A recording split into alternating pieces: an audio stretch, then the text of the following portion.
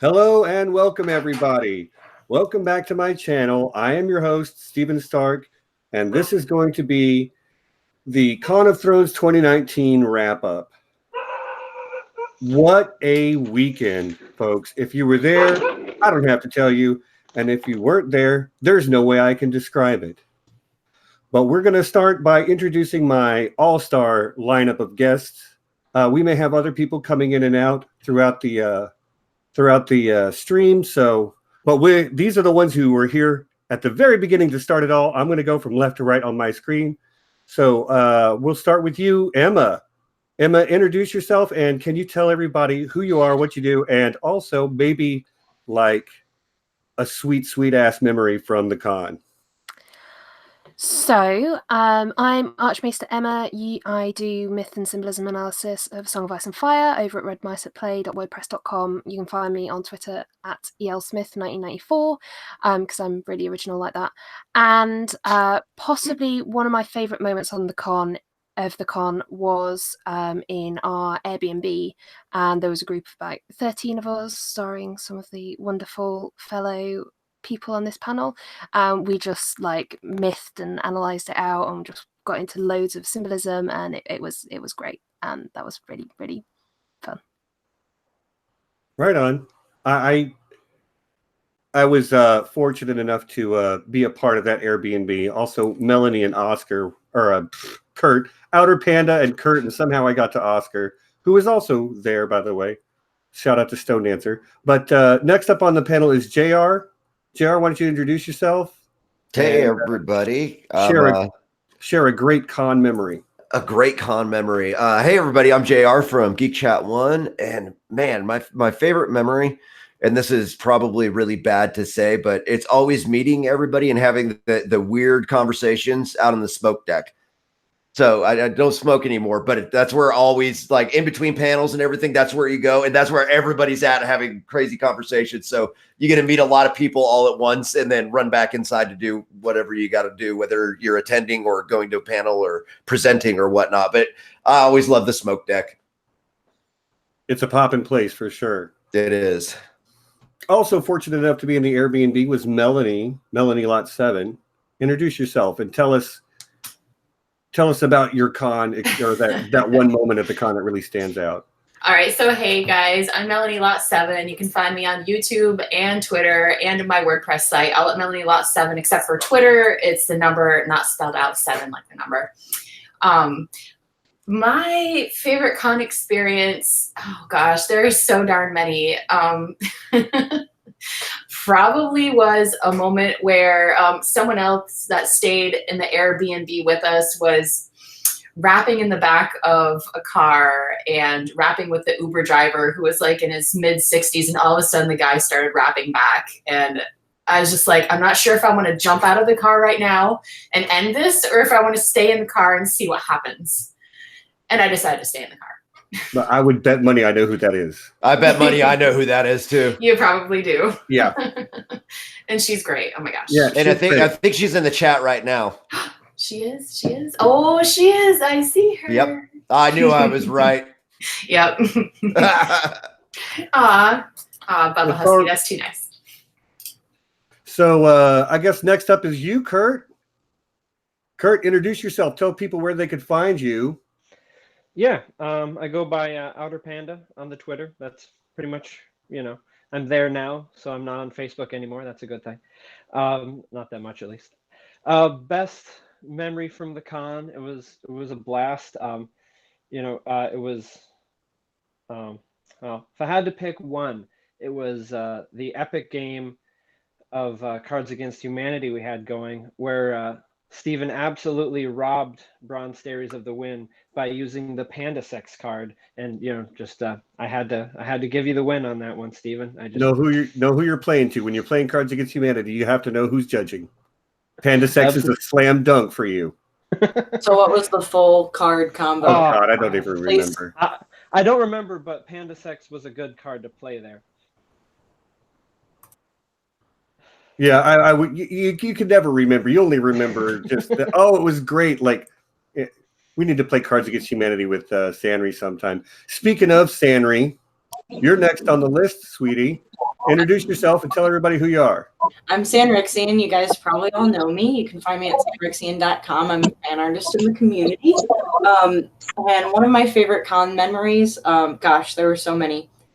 I had the privilege to go out with Robert for his birthday dinner, which JR should have been there. But I was doing other things that were very important for the birthday. Hilarious, mysterious things. He was just a treasure because it was his first time in the United States, and I got to experience him experiencing Southern comfort food for the first time, and he could not get his mind wrapped around fried chicken with chicken gravy. And he ended up getting a chicken fried steak after we talked him into it and getting fried green tomatoes. And, in his very Robert way, he's like, Mallory, I love fried green tomatoes. And it just blew my mind. I was just so happy that he was happy, eating all this American stuff. Right on. Yeah. There's lots of more funny con stories I'll get to, I'm sure. That's what this whole thing is about. We'll get there. But next to pop in came Mixter Mary while we were doing our introductions. Mary, why don't you say hi to everybody, tell them where we can find you, and maybe share a memory from the con. Hello. You can find me at Maister Mary on Twitter. I am up from Under Winterfell on YouTube and WordPress. My favorite thing about the con is the mojo of just randomly running into people and having things work out. So I ran into Jenny Self, who is Jen Snow, who designs t-shirts and also is one of the Fire and Lunch ladies who runs the Spelling Bee. And we had a very long, involved discussion about the Assassin's Apprentice Farseer trilogy. Not at all directly related to A Song of Ice and Fire, but we're both huge fans. And it was just a great conversation that happened to happen because I was randomly awake at 9 o'clock in the morning for no good reason and hanging out. And I had a bunch of moments like that where I just, ran into people and had a drink with them. And had I not been kind of in the right place at the right time, it wouldn't have worked out that way. Yeah, there was a lot of that going on over the weekend, or a lot of you turn the corner, you see somebody who you hadn't been thinking about, but now you can't wait to talk to them. That happened, I don't know, every couple of hours to me at least. I also see that Nessie has made it in. Hi, Nessie. Why don't you introduce yourself, tell everybody what you've been up to, and share a moment from the con that you'll treasure. Hi, Stephen. Hi, everybody. Hi. I miss you guys already. So it was a hectic week. I'm just going to say that a bit. I just got home. Literally, I got home from the con on Monday night. I just powered on through, drove straight through 12 hours and stayed a day or two here at the house, got back on the road, and I spent 4 days in Raleigh catching up with my daughter and my son. And yeah, so I literally just got in the house. Well, I'm glad you made it for this. Yeah. Wouldn't miss it, Stephen. If I could make it, I was going to be here. So do you have a favorite memory from the con? Well, I'm going to jump off of what Mallory said because I got to explain to In Deep Geek in depth what chicken fry is. So I feel like, hey, I'm the chicken fried lady now. So I noticed that that's why you changed your Twitter handle. That is why I changed my Twitter handle to Chicken Fried Nancy. Okay. That's hilarious. Okay, that's why. It's been about at least 2 hours of us telling him what chicken fried chicken is. Okay, he's got to understand that. He's got to understand. Hey, if you don't get chicken fried steak, though, that's a win. Chicken fried steak is fantastic. He enjoyed it very much. So I may or may not know that he actually tried Taco Bell on Monday night before he caught his flight, and there may or may not be video of it somewhere, which is absolutely hysterical because he's never tried Taco Bell ever. That cracks me up. I told him to stay away from Taco Bell. I was like, you're going to be disappointed. They've hyped it up too much. I don't know what to tell you. I feel like that's really disappointing. That, like, I would be disappointed if that was one of my first impressions of America. I just don't know what to do with that. Well, fortunately, we saved it till Monday, so it was the next to last day. So it wasn't his first impression, but mediocre Mexican-ish food, he said was, about what he thought it would be. The best time to eat Taco Bell is at 3 a.m. when you're like on the verge between being really drunk and starting to be hungover. Like, I that cannot is confirm nor deny the hour. drinking that was happening, nor the time it was at. Well, at least now we can fully appreciate Demolition Man. So, there you go. Right, for the Taco Bell, the restaurant wars. Okay, well, I guess that's the last word on that. So, so let's get into the so Thursday night. Who was everybody here at the Crying Wolf Thursday night? No, because of our Oh, flights. Oh, Emma didn't make it. Well, Emma, you have to sit there quietly. You don't have anything to say right now. But Thursday night at the Crying Wolf was the coolest party I've ever been to. I watched Tony's Teflon's recap stream. He agreed. I was watching Geekend News earlier today over on JR's channel. They agreed. That was a dope party. It really was. Gina knocked that one out of the park. So if Gina Miller's watching right now, thank you for setting that up because it was absolutely phenomenal. Thank you, Gina. Yeah, thank you, Gina. That was great. So yeah, it was the best venue because like once it got too hot outside, you could just like sneak inside, get a little AC, mess around in the photo booth, give yourself a breathalyzer, make sure you're doing all right, and then go back in. And you go back outside, get nice and hot again. Is great.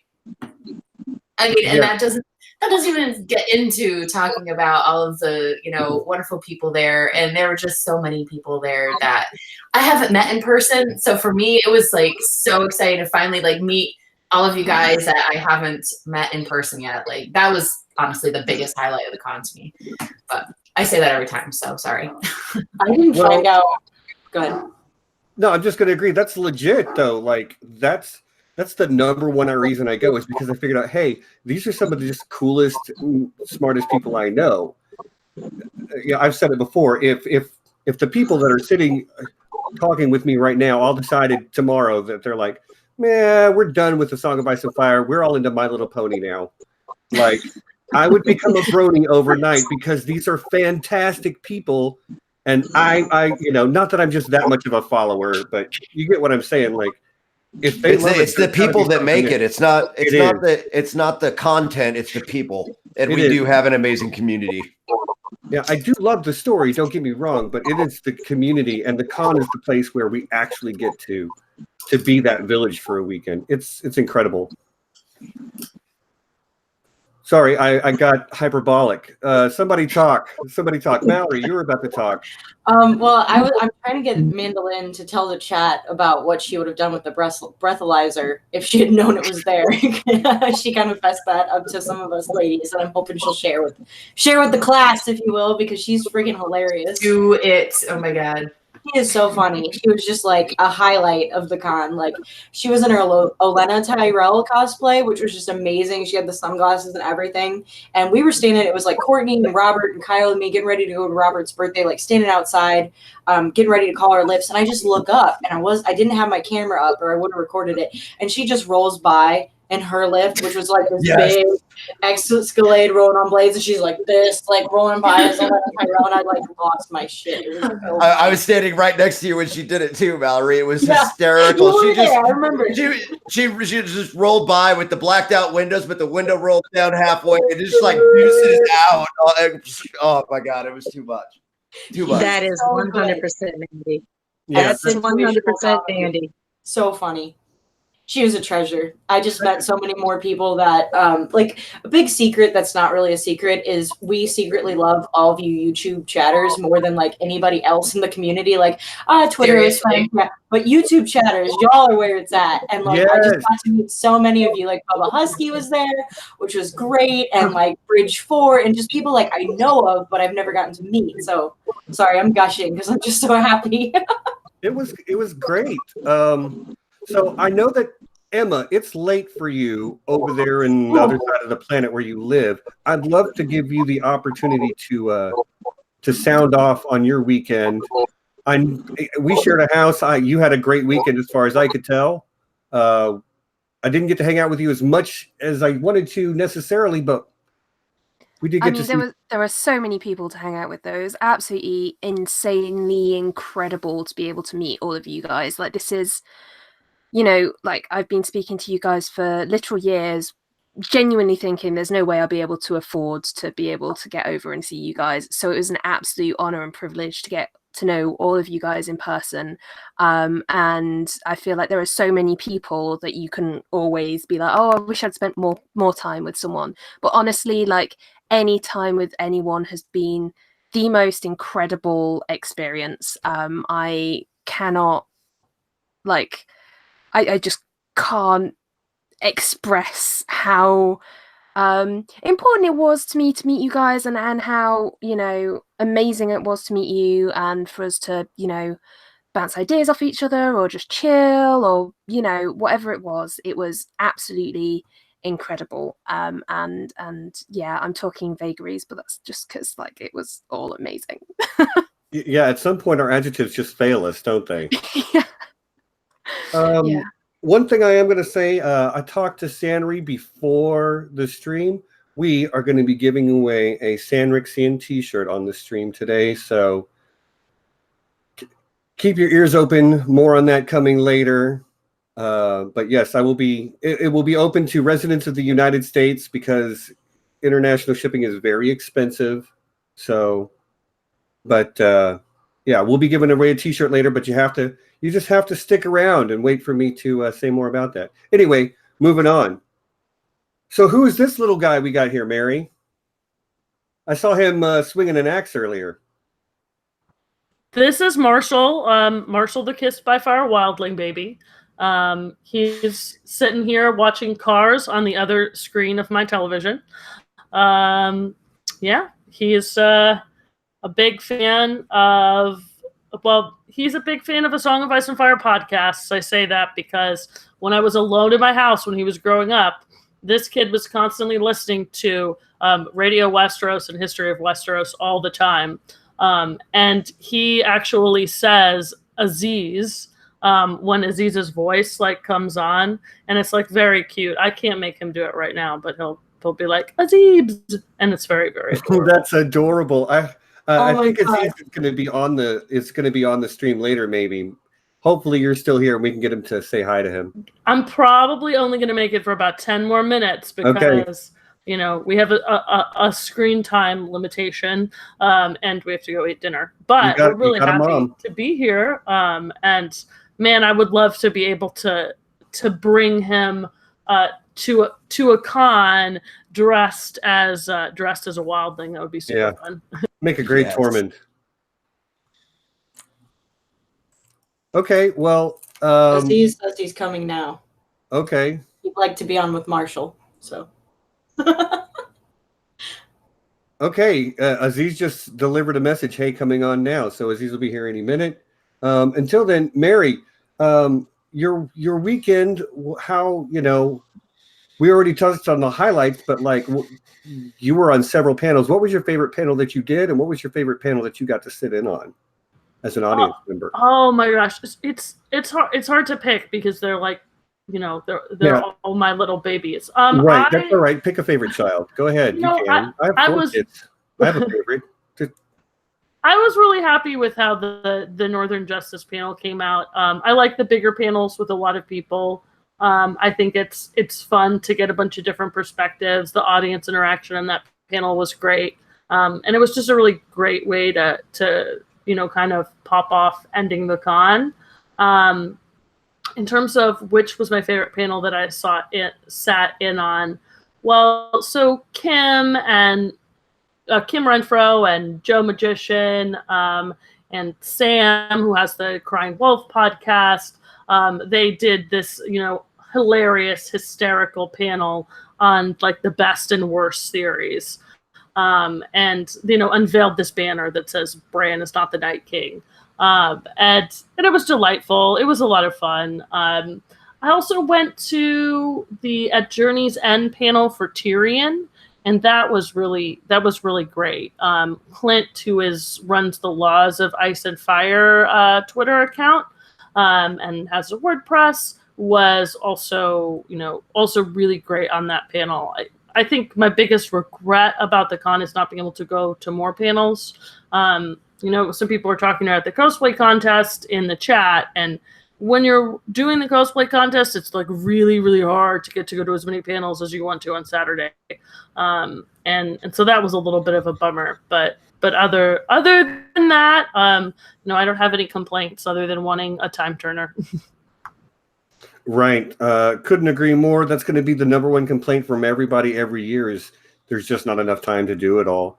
When I was looking through the schedule, trying to figure out what I was going to do, there were hours where I was like, had 4 things highlighted. And I'm like, I just don't know.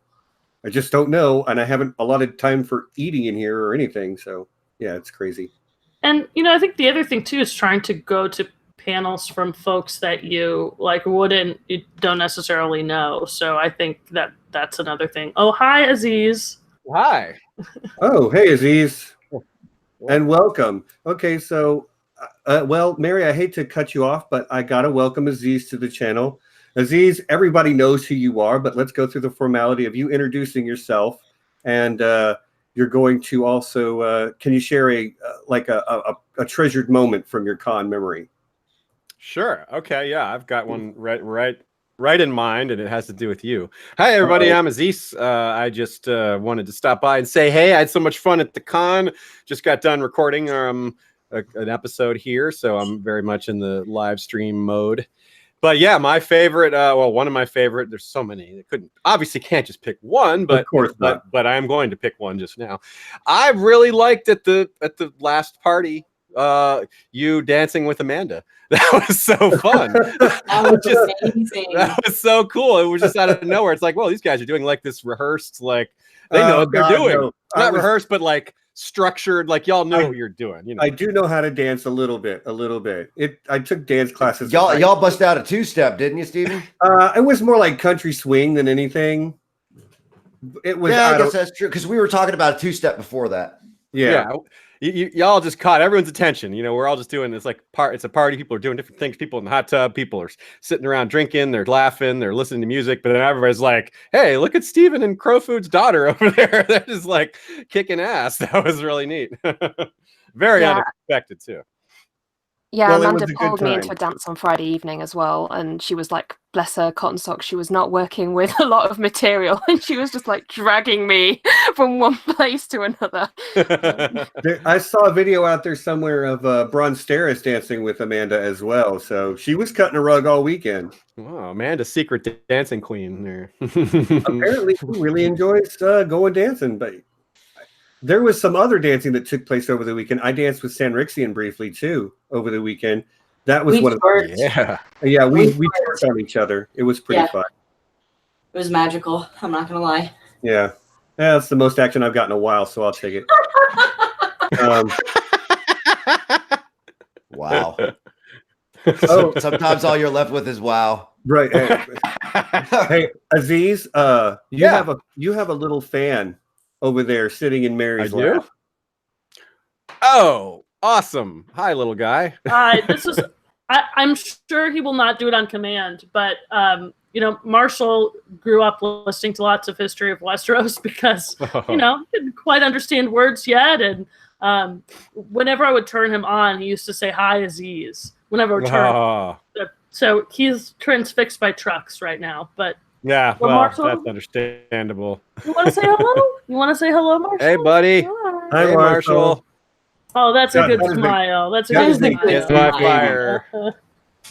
All right. He's got the red hair and the curls. That's just not fair. So cute. So cute. Yeah, it's crazy. He's completely adorable.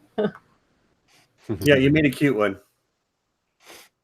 So we were talking about the Crying Wolf before, and that was an amazing party. So who did you meet at the Crying Wolf that was like, did anybody meet anybody unexpected at the Crying Wolf? because I had an experience there that I've never had before. It was pretty crazy. Okay, Well, fine. you should start then. Twist my arm, I'll tell you. So this is not something, I mean, this is, I'm sure, happened to all of you other content creators. I'm fairly new at this. At some point, you meet your first person who comes up to you and says, "Hi, I'm a fan of what you do. I love what you do." And you have no idea who they are. You know what I mean? I'm like, my channel started because I drug my Twitter friends, come over here and watch my thing, and I've grown slowly, but I've grown steadily to the point where now I have people who come up to me at the con and go, "I couldn't wait to meet you. I'm blah, blah, blah." And I'm like, "Do I know you?" And they're like, "No, I don't really comment or anything, but I watch what you do." And I'm like, nobody watches what I do. But still, I had my first genuine, fan moment. And that was crazy. That's cool. So you just felt like, how did that make you feel? Like you felt, obviously you say it feels crazy, but did you feel like proud or a little overwhelmed? It's a mix of emotions. Because on one level, I'm like, have you met Aziz? Have you met Gemma? Have you met Robert? Have you met Gray Area? Because they're all here too. I'm in Steven's boat because I just pawn him off on everybody else. I'm like, well, I don't know what I just do a little thing. I don't know. I pawn him off on everybody else. I do the same thing, Steven. But have you had that happen, JR, where somebody comes up to you? It happened quite a few times this weekend. But with the way that Geek Chat works, though, I mean, you kind of know each other anyway because on Facebook, right? So you have a little bit more interaction on Facebook with everybody. So it's not as daunting, I guess. But if you were just coming blind straight in from YouTube, I can see where that would be a little bit more. So I totally get it, though. But I'm like you, being a smaller channel, a newer channel, and doing that, I do the same thing. I'm like, have you met Aziz? Here's everybody else but me. Right. I'm just happy to be in the same room with but that's the great thing about the con is there's no there was no gatekeeping, there was no ego. Wow. It was all just all of us who love this story and love each other, loving the story and loving each other. And make sure you introduce yourselves. Hell yeah. When you introduce yourself to us, please help me out. Help me out. Yes. Please help me out. I need a username, an icon, something. Right, something. Because I know. Go ahead. I was just going to say, speaking of introductions, along the same lines, talking about people who are starstruck. Well, around 6 o'clock on Saturday, I got this text message say, "Hey, Aziz, I'm in town. Are you, for the rest of con, are you around?" I'm like, and it's from Alt Shift X. And, I'd met him once before. He had met only me and Kyle. I think those are the only people he had met in person prior to this con. Mm-hmm. And I had the same thing we're talking about people coming up to, say hello. No one knows what he looks like, so they can't actually come up to Alt Shift X and be like, "Oh, I love your stuff," because they don't know it's him. He's so incognito. But at the same time, I had so much fun doing the sneak introduction to people where I'd be like, "Oh, hello, blank." Goes farther because he's such a cool guy that he knew, half the people he was introduced to, he knew enough about their stuff that he could speak to it intelligently. When I introduced him to Kim Renfro, he's like, "Oh, I read your stuff on Insider." He named her magazine to prove that, and so she's like, "Holy," it was so it was a double. He was like, first she was like, "Holy shit, you," and then second it was like, "Oh my God, you know my stuff." And that happened over and over because he's a real down to earth guy, and so he's so nice, so down to earth. I started talking to him about After Effects, and he just lit up, I could see it in his eyes. Yeah, and it was I don't know if you guys have seen that meme going around on Twitter of Riker from Star Trek, and he's just like, "What's your favorite color? What's your favorite movie? Who's your favorite YouTuber?" I straight went into that mode and just gave him 20 questions because I was just like, "Oh my God, you're all Shift X here." I really fangirled hard. I mean, I was starstruck when I met Aziz 2 years ago. I was starstruck when I met JR. I was starstruck when I met Sanri. But yeah, I legit when Aziz was like, "That's all Shift X," I'm like, "No way." And then he speaks and you're like, oh. That is him. Yeah, I was telling him not to talk when he was going to panels and stuff. I'm like, "Don't say anything because I ID'd you from 3 words, dude. You cannot talk." And I hear Gray gets that, and Gemma, and people who don't really show their faces much, who just kind of broke into live streaming. So that must be a whole nother experience, people recognizing you from your voice, Right on. So let's talk about the panels because there were awesome panels. I was on panels with several people. I don't know about actually. Was I on a panel with anybody? Okay, I had a panel with Mary. I asked my other co-panelists, and Nessie. There's Nessie. Yes, we were in the Northern Justice panel together. My favorite panel of the weekend. My favorite panel too. You know, I sat next to you. You did. You're right, Nessie. I got there. That was a great panel. Because Pat Spunogle tweeted about it, and he's like, there were so many great like luminaries of the fandom sitting in the audience. I was kind of, I mean, the weekend had gone on. It was the end. We were all friends and relaxed, but it was a little intimidating to be presenting a panel with, there's Aziz, you know. I can't remember. I literally looked up and saw Aziz, and I was like, "Oh my God, I can't say anything stupid. Yep. Please don't let me say anything stupid." It's it's okay to be wrong, and I don't think you were, but it's okay. Right? To be wrong. Yeah, I see Aziz in the audience, and I just start trying to think of as many puns as possible. I like that. Yeah. Another great thing about that panel was at the end of it, and I have the picture on my phone and tweet it out again later, but I was wearing this shirt. So I was wearing this shirt exactly 1 week ago today. And yeah. Henry, there, yes, that shirt right there, which we'll be giving away a t-shirt later. I'm sure I said that already, but yeah, stick around. We'll be giving away a t-shirt after a while. But there were like 5 of us in that panel wearing the exact same t-shirt, a North Remembers t-shirt to the Northern Justice panel. And there's a picture out there on the internet somewhere. It was a magical moment.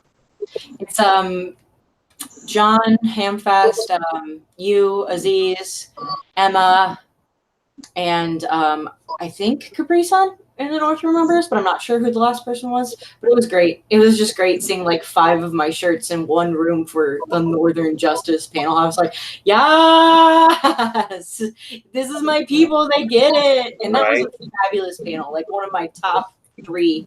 I didn't get to catch that many, but I really enjoyed that panel. You guys did fantastic. Yeah, I'm not trying to blow my own horn, but I guess I'll say that was my favorite panel to do over the weekend. But I got to attend the Stolen Child panel, which was also really, really excellent. I'm not a symbolism deconstructor person the way a lot of you other folks are, but I love when you guys do what you do. Hey, there's a Shay. I just saw the beautiful producer queen herself stick her face in for a moment. Hi, yeah, that panel really was awesome, guys. The Northern Justice. So, Aziz, what was your favorite panel that you did? The ones I did. That's a tough call. I'm not sure. I think it might have been. It wasn't really a panel, but it might have been Quiplash because we tried in past years to run Quiplash at the con, and it was difficult in Dallas. We had to do it kind of on our own. This year they were fully behind it, and doing it on the main stage was really nice. So, and we were worried there were some things that would go wrong. So it was definitely the panel, and again, it's not really a panel, but it was the panel we were most worried about something going wrong on, because we're not going to say, we're not going to accidentally start talking about the wrong theory on a panel, but there's technical issues with Quiplash that could have gone wrong, and that just makes you nervous that the game could crash in front of 200 people, and there's just nothing like that could possibly have happened in a panel. Nothing so out of the ordinary could have possibly happened to me at a spoken word panel. So there's a little more like, I don't get anxious before the panels, but we were both like, this could really not go well. What about a written word panel? A written word panel, Shay says. Yes, I didn't do any of those either. So it was probably that. But as far as ones that I didn't, wasn't a part of, I mean, this Northern Justice one comes to mind for sure. You guys really had a lot of good. There was really good questions. You guys handled it really well for that's one thing I've noticed, having done a lot of panels. It can be difficult to run a panel when there's more than 2 or 3 people on it, because it's hard to manage whose turn it is to speak. You're not facing each other; you're facing the audience. So you have this weird kind of awkward halfway where you're trying to look at your co-panelists so you get a verbal cue or non-verbal cues for who's ready to speak. And then when you do that, you're not speaking properly to the microphone. So it's like there's a little bit of skill to it. But so I appreciate that part of y'all's panel went really well too. You guys weren't speaking over each other. So I look for those little things that, that things that are also from the panelist point of view when kind of seeing how they go. You've probably done more panels than any three of the other of us put together, so you probably would know. Probably. Not to interrupt, but real quick, Nessie, can you mute your mic when you're not speaking because it's doing a weird feedback thingy? Sorry. All right, carry on.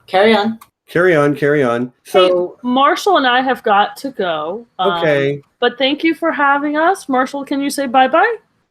Bye, Marshall. Bye, Marshall. Bye, Marshall. Bye. Bye, Mary, we'll have you back on I Know That Nerd sometime soon.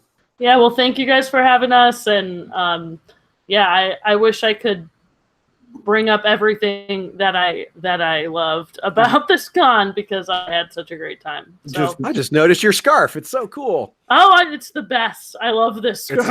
It's a bunch of it's a rebel insignia over. I'm gonna lock the camera on you for a second just so we can all see it. Yeah, Shay's come back over to look at it too. Yeah, that's awesome. I do enjoy that quite a bit. And it's like a really comfy fabric, so yeah, it's the best. Nice. As the rebels need to be comforted out in the field, Well, everybody have a good night, and all right. Relive the joy of the con for me. All right. Bye, Mary. Bye, Mary. Okay, so Emma, I know it's late for you, and I know you might want to duck out soon. So you want to talk about your favorite panels or anything else that comes screaming to mind about the con that you just have to relive the moment?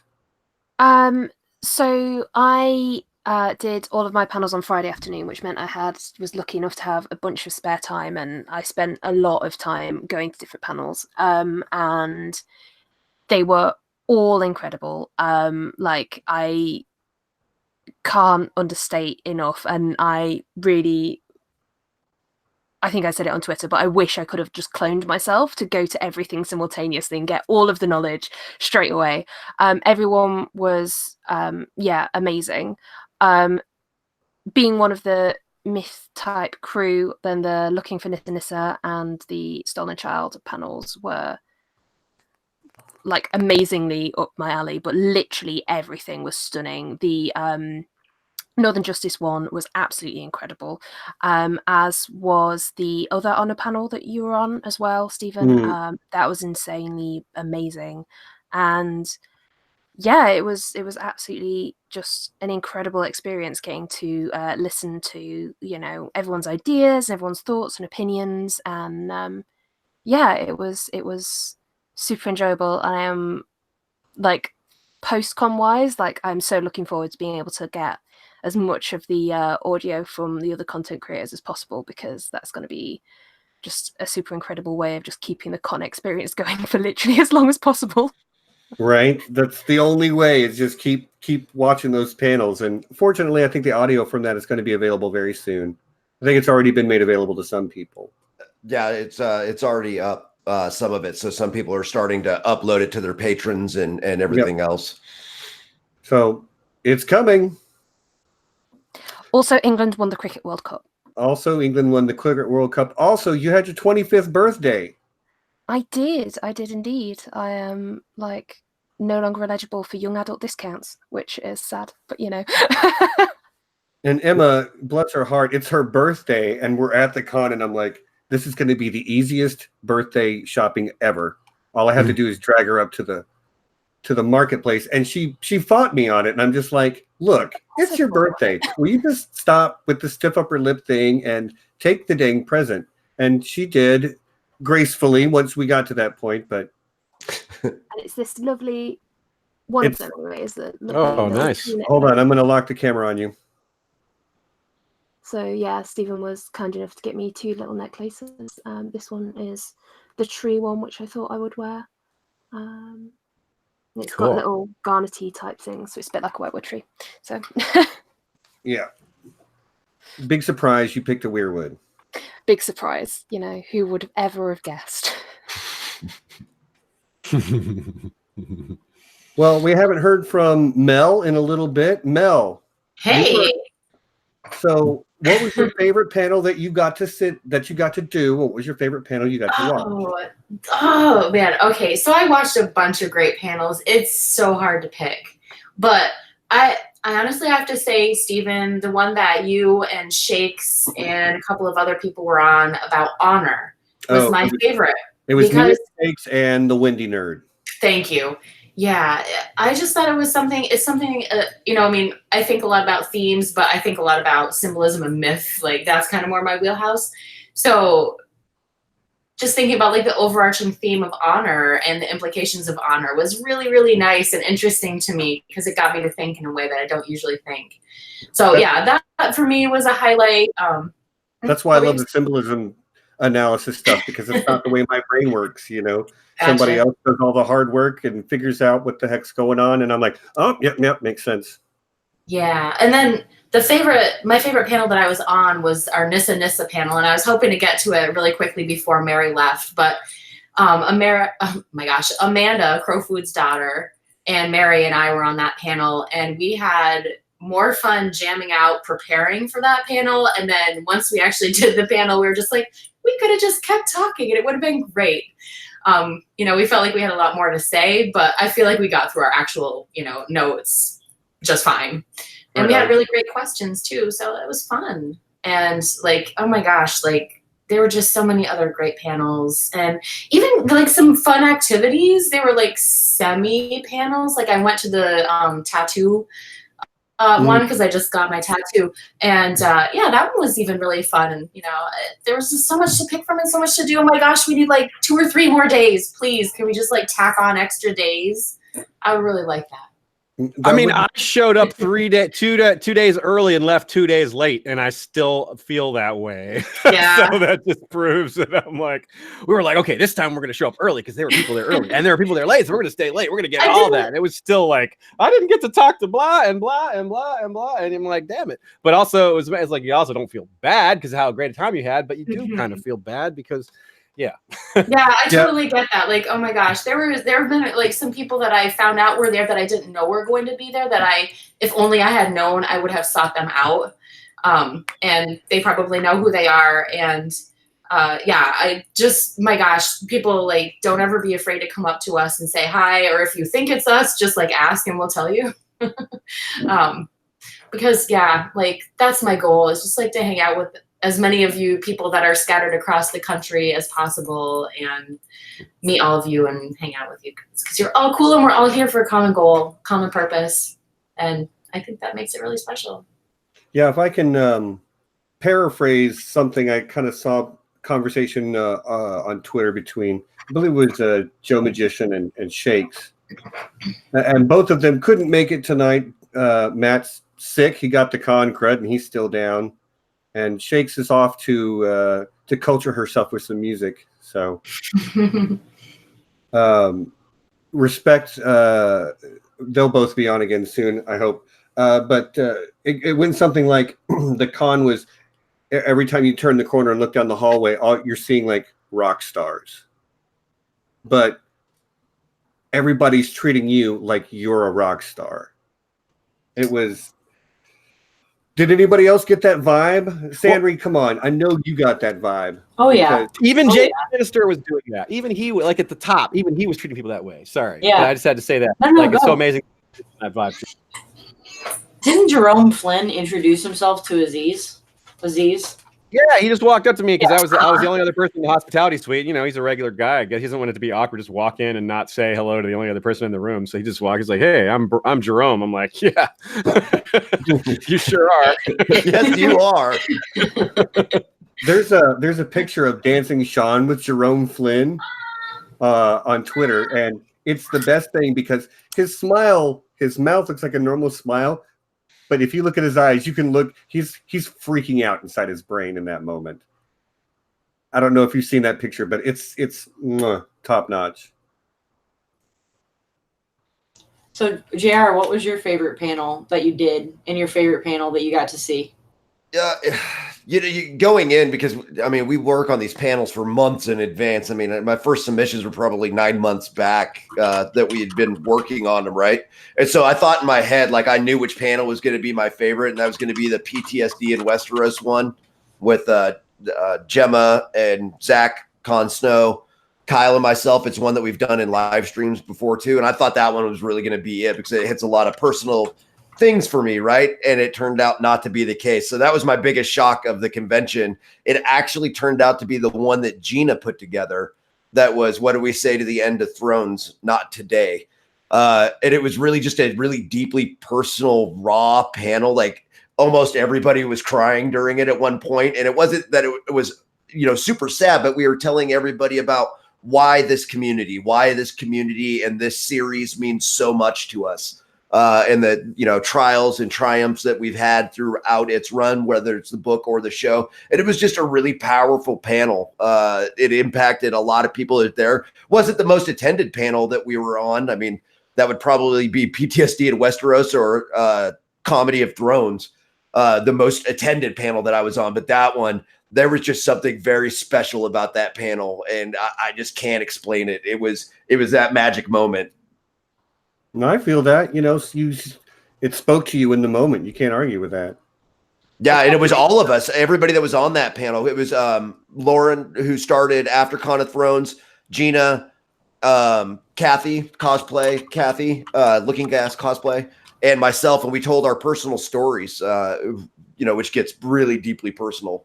And everybody in there had a similar story of why Game of Thrones means so much to them, whether it was the book or the show. And it was just really, really great. And everybody was super excited to keep the fandom going. And we were talking about other fandoms that have, kept perpetuating themselves, like Firefly, for example, right? The fandom that kept going, even in spite of one season of a show. And they worked so hard and so diligently that they got a whole nother season. But it looks like Aziz has to get going. Yeah, I'm going to step out for the night. I've got somewhere to go, but Ashay is going to jump in just a second, take my place. I'm not leaving just yet, but I'll be leaving in just a minute, and she'll take my spot. But don't take this personally, Aziz, but we're going to call that an upgrade. Oh. Yeah, I don't take that personally at all. I agree. So thanks for having me all. It was super fun. I can't wait to see you guys again, and not just in person, but on another live stream. Thanks, Aziz. Right on. And Dragon Con is coming very quickly. 41 days, Aziz. Are you coming to Dragon Con? Oh, yeah. Oh, hell yeah. Hopefully some of the rest of you guys do too. That's very cool. If I can figure out how to astrally project, I'll be there. Until then, I don't think I can afford 2 con trips in a year. They're expensive. But why don't we ask Kurt what his favorite? I don't care what Kurt thinks. I want to ask Nessie. I'm here to create strife between my friends, so I'm going to make Nessie go first. Well, I was trying to. Real quick, this brown coat for life, JR. Like, if there's a second season of Firefly out there, I need to know about it. They got to. No, there's not. The Serenity, picked up part of the second season. Like, I was like, if I missed that, I'm sure I didn't, but I needed to double check real quick. Yeah, but you could, Kurt, you can make it to the Brown Coat Ball this year that's hosting in Vegas this fall. That'd be fun. Right? Anyway. No, I'm actually saving Kurt for last because I have to share a story about Kurt. So, Nessie. Oh, okay. Nessie. Yes. What was your favorite panel that you did, and what was your favorite panel that you got to watch? Oh, well, first off, I was just blown away that people included me on their panels. I was like, oh, I'm just like one of the small folk, And oh, you're so smart, though. You're so smart. I mean, I'm not a big name. I'm just like a, Jane fangirl, and wait. I really enjoyed. Nessie, I'm busting in right here to say that the panel that you did with John Bronsteries and Kurt and Emma, you were talking about the elephants. I snuck in due to I just snuck in like partway through, and then you started talking about elephants, and my head just went like pop. Yeah, and like Nessie coming out of your mouth. And she was just like, "Oh, this is no big deal. I've been thinking about this for a while." Oh yeah, And like I was just like, "Oh my god!" and That- so Nessie, have to bless her say- cotton socks, was, powering through a awful, like, coldy, throaty thing, and she was absolutely incredible, and you only got a taste, a fraction of the notes that Nessie had worked so diligently on, and yeah, it was just incredible, and can't leave Kurt out of this, because Kurt was also absolutely incredible for putting his stuff together on dogs, and John, aka Bronsteris, with the bloody hands metaphors. It was all incredible. I'm going to make the audio available ASAP. So yeah. So that was I think that was my favorite panel to do, one, because I felt like I was like super prepared for it. And then, like you say, an hour before we were supposed to start, my voice just died on me. And I'm like, I don't know. I thought you oh my sounded God. sexy. So, well, I had that, whiskey voice going on, I guess. But my favorite panel that I got to see as an audience member, I think, was the panel that Emma and Ashea and Yoshi Targaryen Yeah, did Yoshi. about the Yoshi and was on that one. Melanie. Yeah, yeah, and Melanie, that you did on the queer women. That Aw. was amazing. Yay. I really, really enjoyed that. I was sitting in the back, but I got so much out of it. It was great. So that was the best one that I got to just be an audience member. And, every panel that I was able to participate in, it's hard to pick which one your favorite baby was. But I think the one that I did with Emma and John and Kurt, that was my favorite. Right on. Well, I see we've picked up a producer queen. Oh, hi. Hello, Ashea. Everybody knows who you are, but why don't you introduce yourself real quick, and can you share like maybe a favorite moment from the weekend? I'm Ashea. I do History of Westeros, and I'm at Myrnie's Not on Twitter, I guess. Okay. And favorite moments, hanging out with friends is always the highlight. Aziz mentioned Quiplash, and for obvious reasons, that's my baby. I wrote, most of the prompts. I was very nervous about the technical difficulties that could happen because I wasn't running it myself. So I was really glad that went well. But my many-faced Azor Ahai panel was one of my favorites because I've been preparing for that since Game of Thrones season, and I feel really strongly about the themes and concepts in it. So there's a bunch. One of my favorite tweets that I've seen from our comments on tweets in the posting of the social media is, Ashea, do you own clothes that isn't a map of Westeros? Well, you can see right now that I do. In fact, but I will say that my duvet cover is Westeros. So I sleep under Westeros every night, actually. That tracks. That makes perfect sense to me. Yeah. I have a sudden need for that in my life. A strong need for that. Yeah, I have another Westeros blanket that I cuddle up in. It's the one that says Belfast instead of Skagos. I have that for when I'm sitting downstairs, and I have the duvet cover for when I'm sleeping.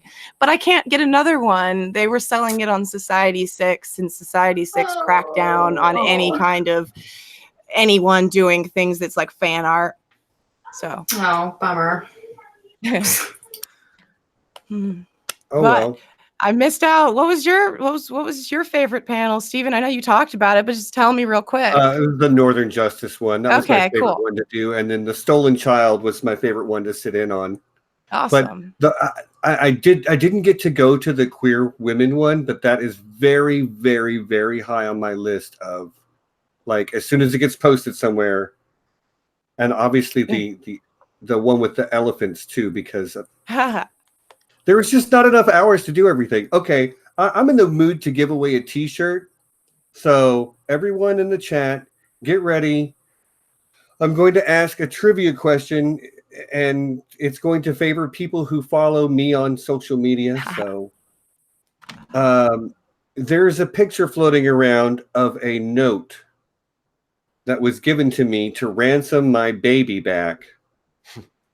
What was the price demanded for the baby? first person to get it right in the chat wins a Sanrixian t-shirt, free,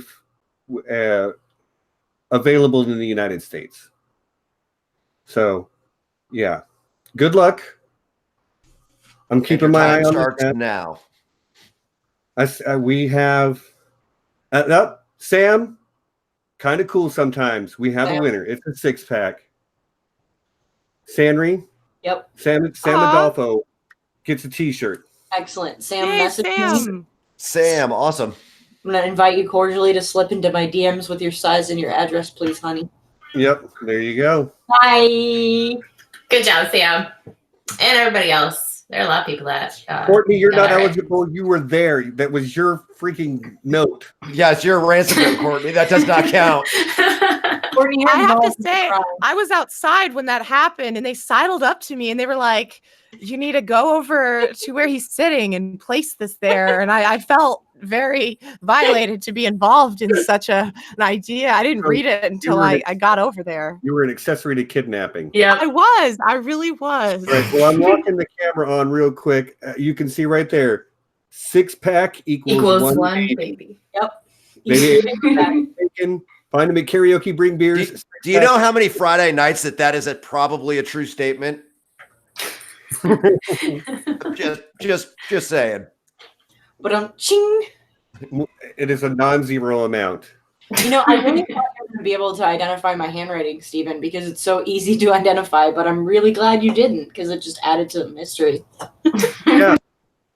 I feel like you're one of the people in the fandom that the most people would see your handwriting because of different streams. Yeah, I didn't even think about that. I was like, Tarzan, he's gonna know it's me. Like, I handwrite everything. He's gonna know it's me. Because to be fair, full disclaimer here, Tarzan was the one who put the baby in the bag, and I walked into it and I'm like, "What? Where's baby Aegon going? What's happening here? What's going on?" By my friends. So I'm going to go. All right, we skipped over Kurt very rudely earlier. Kurt, I now want to hear all about your favorite panels that you got to do and got to sit in on. But I also wanted to bring up that so the bag that I brought my sword and shield into the con, it got destroyed by the airline. So I was like, I have no idea how I'm going to get this crap home. So my good friend Kurt is bearing my arms and armor for me. Took them all the way back to friggin' Green Bay. damn near beyond the wall, wherever it is you live in the frozen north. Minnesota, I think. Wisconsin for now. But Okay. yeah, I had plans to have it, hopefully hanging it up on the wall when I hopped on for the stream. But I'm not in the city I was planning to be on in that day. Otherwise, I was going to be rocking them back here. But no, yeah, they'll have a happy home, Stephen. They will be. My stepson has a Hylian shield on his wall, and I'm thinking it would go. Your Stark shield would look very nice next to that. So I have. I'll get that going. My favorite panel that I did, the choice is quite a bit easier than Aziz or some other people. It was just the one that Emma asked me to be on with Bronte and Nessie, and it was funny. Back in high school, I could do that public speaking thing, that speech class thing, but take a few decades off from that, and the butterflies were going crazy, and we just had the perfect audience. It was neither intimidatingly large, but actually they were the questions were on topic and made us feel like we were talking to people who were interested in what we had to say. It was fantastic. It was just a tremendous blast. And thank you so much for having me on there. And the favorite one that I went to was probably Manucular Bombs, and Kim Renfro did a memes panel right before the one I did that I got to go see with my wife, and we just laughed our asses off. It was fantastic. I could have done 3 days of meme panels. That was. Yeah, but just the meme game was strong during season 8. Let's face it. It really was, man. Season 8 was pretty meme worthy, whether you liked it or not. It was pretty meme worthy. It was a hilariously amazing communal experience, laughing at all those memes, and it was. I think it was a packed room that they had, and everyone was just cracking up, and like they could have gone for another hour. If just like it was, the joy in that room was so much fun. Right on. So, Sammy, did we ever get yours? Did we ever hear about your panels? No, I don't think we haven't yet, but I was just so enjoying everybody else. Yeah, and I want to hear from Ashea again too. But Sandra, you've been here for a minute. Let's hear about what panels you loved. I did 5 panels, which is the most I've ever done in one weekend. It was a lot. I got my butt up at 9 in the morning so I could go to all my friends' 10 a.m. panels. I love the Northern Justice one. I love the Stolen Child one. I tried to go to every single one that I could, no matter how tired I was. So I apologize if I was in the back eating or yawning. It's nothing personal. But the Northern Justice one is like always, it was about guest right and stuff, and that to me is just always the most interesting. I also caught Aragorn's tax policy, which was really interesting, and Shakes did one on she did one with Samantha Snark. Yeah. Sansa Snark on Twitter. That was really good. That was about Shakespearean villains and like their counterparts in Aswath. And I just love when Lauren talks about Shakespeare because I just know nothing about it other than what I learned in high school. So it's always really informative. My favorite panel that I did was my fan art one. I had Vanessa Cole, Jean Tate, No One Suspects the Butterfly, and Joanna Robinson on that. And it's something that I've wanted to do for like 2 years. So to be able to talk about it was super, super fun. And Joanna and Butterfly are so funny because afterwards I had said something like really offhand, like talking about the way I draw like Jon Snow's body type and how like to me like he would be thin like Rhaegar. And they both cornered me and were talking to me for like 20 minutes about the different body types of Westeros. They're like, what would the Lannisters, what would their body types be like? What would the Northerners be like? And it was just interesting to me that somebody would take this like thing that I don't really even think about that much and really take it to heart and like be interested in it. So that was a really fun panel. I got to talk to a couple young and up and coming fan artists, and I gave them my contact info, and I'm trying to bully them into posting their stuff on social media. You know how I do. Well, and they should. That's how you. That's how, if that's what your thing is, that's how you engage with the fandom.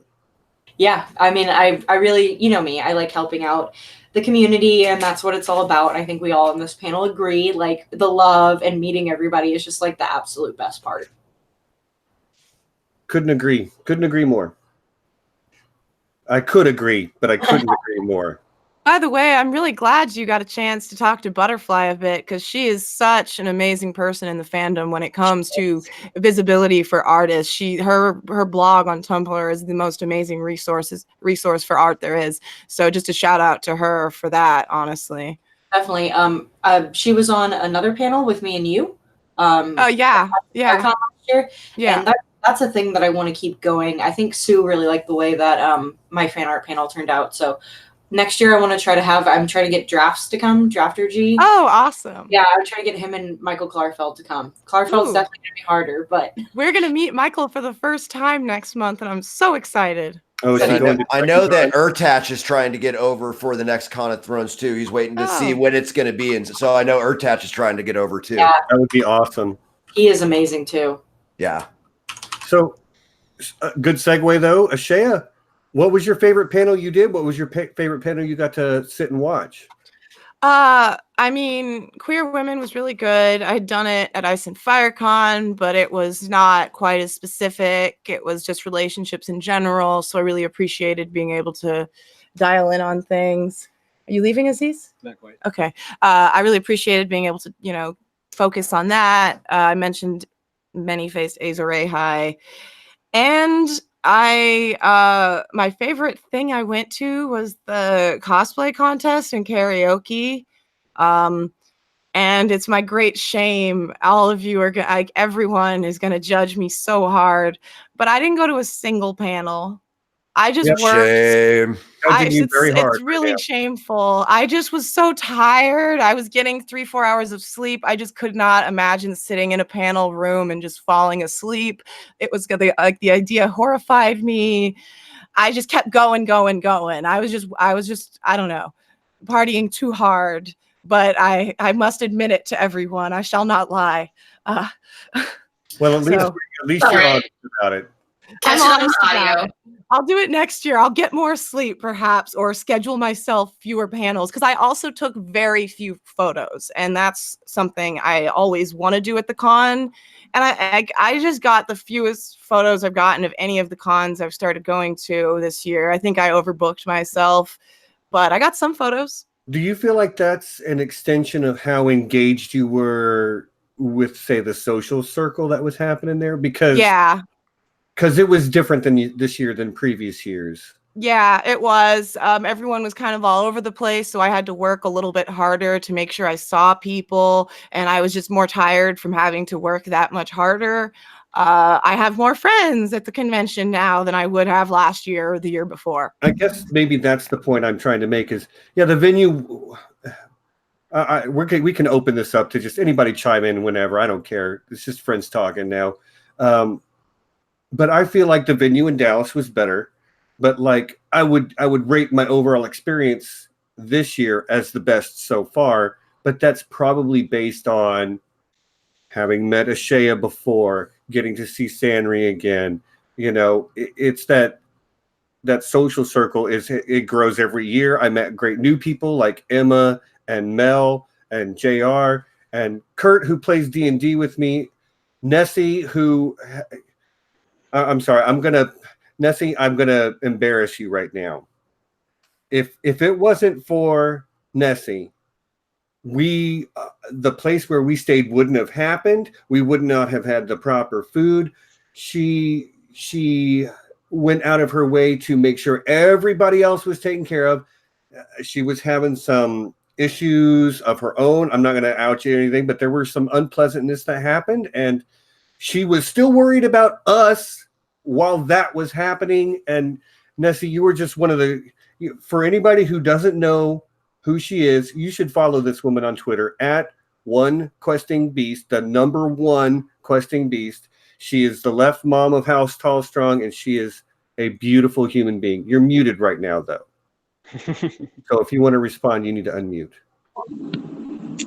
Okay, thanks, Stephen. It was a joy to do that for everybody. I just wanted all my friends there.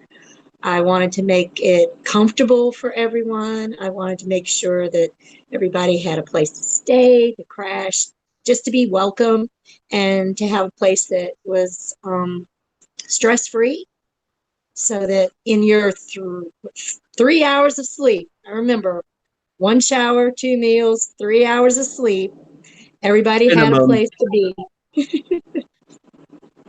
So it was a joy. It was a labor of love. And I would do it again. Right on. Yeah, it was absolutely incredible. I am going to have to say goodnight now because it's 10 past midnight, and so... And you still have Good to night, work. Emma. Good night, Emma. It was so nice to meet you. It was lovely to meet you as well, and yeah, oh my god, Bye, doing panels with Emma. you guys, it was lovely to meet you, and just it was amazing. So thank you all so much for making my con such an amazing experience, and to all of the people in the chat as well for who either were there or weren't there and who've come to say hi now or saying hi at the con. Thank you all so much for just, you know, making my first con experience insanely brilliant. So thank you all so much. Night night. Good night, Emma. Night, Emma. We love you. I'll have to hop off next, Stephen, but there's one story I remember that I want to please do get out there. Yeah, I'm stealing this one from my wife because it's absolutely fantastic. I don't tell it as good as she does, but so we went and saw all the actors on the main stage when it was Nikolai, Jerome, and Sirio and Gilly. I'm sorry, blanking on their names. But we just had the one Valyrian pass between us. So Wendy was in the front row. I was way back in the cheap seats. And as Wendy tells it, you know, Jaime Lannister's looking right at her. She's there right in the front row. And he says, there's an angel right there. And she just, you know, mind bomb. Goes crazy. Yeah, he was talking about the girl in the harpy costume that was literally, you know, where Rachel, actual, you know, and so, but yeah, for a moment there, that was, you know, Jaime Lannister called her an angel, you know, when he was like 10 feet away. So my wife had a pretty awesome moment at con that Yeah. everyone should be jealous of. If she comes up pregnant, you need to get a DNA test. That's all I'm saying. You know, 'Cause if everybody gets a pass. for Nikolai Jamie. Coster-Waldau looked at me and said, "There's an angel right there," I might end up pregnant. Everybody gets a pass for Jamie. Absolutely. Right. All right, I gotta get out of here, guys. All right, bye, Kurt. Kurt, good Bye, to see you, Kurt. man. I gotta also say, guys, just really quick, I rode to con with Kurt and his wife, and they, number one, were just like the nicest people, and number two, kept me entertained the whole entire time. Oh my gosh, they are a hoot. Yeah, his wife Whitty's His got wife is great. pretty And sharp. Kurt is great too. Yep, they're great people. Yes, Mrs. Panda is actually on Twitter now. Yeah. So please, everybody, follow Mrs. Panda. She is a hoot. I love her. She is like my new friend that I met at con, and she's just an amazingly smart woman. Follow Mrs. Panda. What's her at, Mrs. Panda? No, she is. Oh. Mama Bear RN1. Mama Bear. Wow, there we go. Mama Bear RN1. She is a nurse. Okay, cool. So one of the things that I love the most about the con, aside from, all the lovely people, and, that's the number one reason I go, is all the great folks to see and interact with. Panels and stuff are probably like fourth on the list, to be honest with you.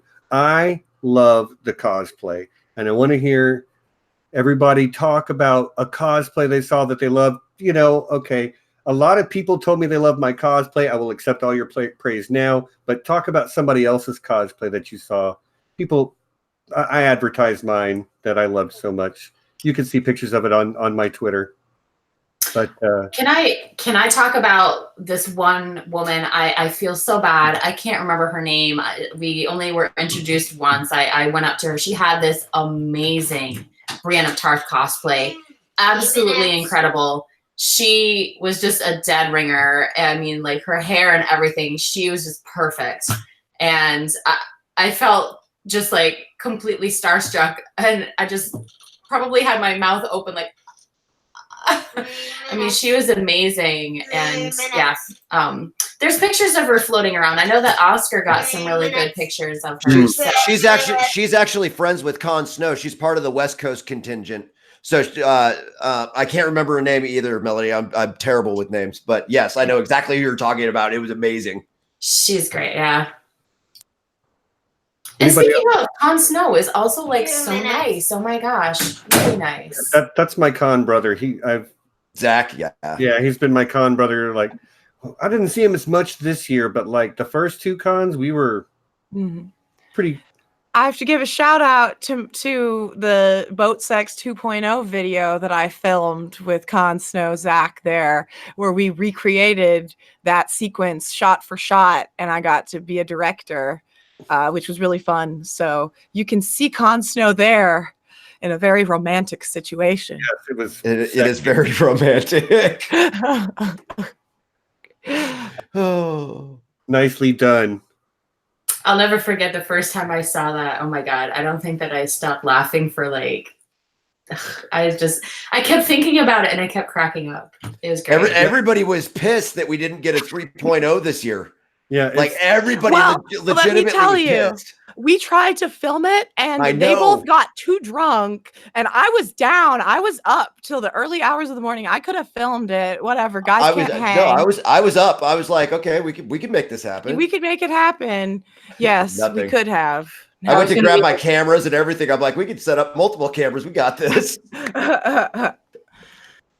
Oh, for those of you who haven't seen Boat Sex 2.0, I mean, I'm not even sure whose channel it's on. Is it on Kyle's channel? It's on Kyle's. If you look up Boat Sex Azore Hype, you could find it. Yeah, yes. It's fantastic. So funny. Yeah, it was great. It's so ridiculous, but like only at the con can that happen. Anybody else got some cosplay that stands out? There was a group cosplay, and I only knew one of the cosplayers. The Great Bastards? Yes, Lady Triple. Yeah. Oh, Yes, so that's good. the one I was gonna Ooh. name. Okay. They're about to release a whole rap video, the Great Bastards rap. Oh It man. was But so that good. is Christina, Lady X Triple. That's Brian Eidolon, Michael G, who is Blood Raven, and then they had Aegon the Unworthy with Josh Harrison, who brought an Iron Throne to the con. Mhm. And I've got everyone. Yes. I'm like, did I forget someone? No, there's 4 of them. Yeah. So we can wait. Like that should be out within the next week or so, as soon as Brian edits it, and I'll be sharing it all around. As will Christina. Christina, by the way, so many raps. Yes. She has them all memorized. Oh She my did her God. whole Got Dragons rap for me, which is like 3.5, 4 minutes. She was wasted drunk in the She car did- doing karaoke. She And did she that just for knows us, every too. I was like, what? Wow, Yeah, wow, what? at the Crying Wolf, she dropped a whole like 3-minute Sierra Sea Star rap. Yes. Yep. She's like, I'm just astounded by it. Honestly, just yeah, it's very. I don't know. She has like 4 raps now, and she's gonna write a Lannister one next. She's So- incredible. I was She's trying to amazing. I was trying to describe to people the video you showed me of the Uber or the Lyft Oh, where it was like a karaoke car. yes. That's one of the things I'm going to post. After I get off this stream, I get to go edit my pictures, my very few pictures from the con, and post them. But I'm definitely posting that video because it was one of the highlights of my con, to be in an Uber while Christina serenaded me with like a 4-minute rap about Daenerys. Yes, amazing. So Yeah, surreal. The best. She's so funny. I love that woman. She was great. I'm about to see a whole lot of her. I'm going to Ireland with her for Heck 12 yeah. days, and then Oh. she's coming to Dragon Con. She is hooked on the con life forever, I think. It's Brilliant. what's not to love though? I mean, like real talk, the con is a place unlike any other. You know, you get to run your geek flag up the pole, and everybody salutes right along with you. You know, I've been very open on my channel about my I have social anxiety disorder, but the convention is that place where, like, It goes out the window. I'm not a hug person. I gave 1,000 hugs over the weekend. You know, like I came back from that. It's difficult to put into words. Like it will change you. There's a lot of people in this fandom who have that sort of like anxiety, shy. You know, it happens. There's a lot of, you know, INFPs out there, if you will, for lack of a better term. And but man, the con is just a place where all of you, and you can sense that these are the people, these are your people, and yeah, It's the tribe we choose.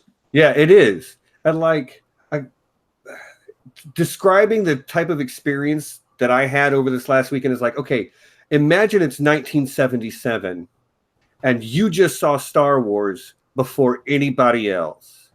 And like, you know, you're driving home in the car going, no, the world is different now and nobody else knows it yet. And I can't explain it. There's no way. So that's how the con made me feel this year. Like I have to go every year. And you're thinking you're going to go to Ice and Fire Con too eventually, Yeah, right? I gotta get to Ice and Fire Con. Yeah, you definitely need to come to Ice and Fire Con. Yeah, there's a lot of. I know there's a lot of people planning for Ice and Fire now. They're like, one isn't enough. I need. It was more. our I'm best like, targeted marketing campaign ever. Yes. We had a whole squad of us, just Ice and Fire Con, Ice and Fire Con. yes. Yep.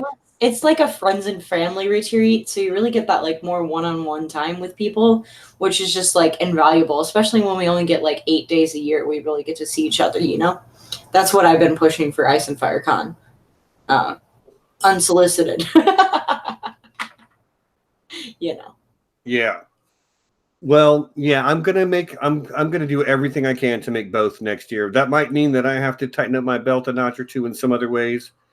But you know, and I am trying to get the channel going. Bought the new microphone. By the way, y'all will let me know if I sound terrible. I think I tested it earlier. You sound good. I think you sound Yeah, you good, sound great. Sound great. Your background's great. Big move. You sound really good, Stephen. All right, cool. Moving on. That's the next level stuff you have going on here now. Right. Well, it was time to get serious, you know. Steven, speaking of getting serious, I've got to go, or else Okay. my children are probably going to eat one another. So I saw one of them poking her head in. a couple times, yeah, they are done with me. So thank you guys so much for having me on. Thank you, Steven, for hosting this. I wish I could share all the memories. Oh my gosh, but like all I can say is please come to the con, you guys. It's so fun, and there are my kids, so I better go. Yeah. All right. Now, All right. Bye. And we'll see you next time. All right. All right. Well, we're down to just the cool kids now. You know what's crazy? Now, Nessie, you are not a late night person, but there was a party on that Sunday night, and with the exception of Nessie, who, let's be honest, you were probably asleep. You were smart. You were resting. We were all up pretty late last night, and I said it earlier. The Crying Wolf. I showed up to the Crying Wolf, and I'm like, "This is the coolest party I've ever been to." And no hate for anything else that happened with anybody or anything else over the weekend, but that Sunday night party, I was like, no. This is the best party I've ever been to. It wasn't a party. Okay. It was a small get together. It was, and that's the thing. It was a small get together, but like, come on, it's con weekend. It's not a party because you're not allowed to have parties there, right?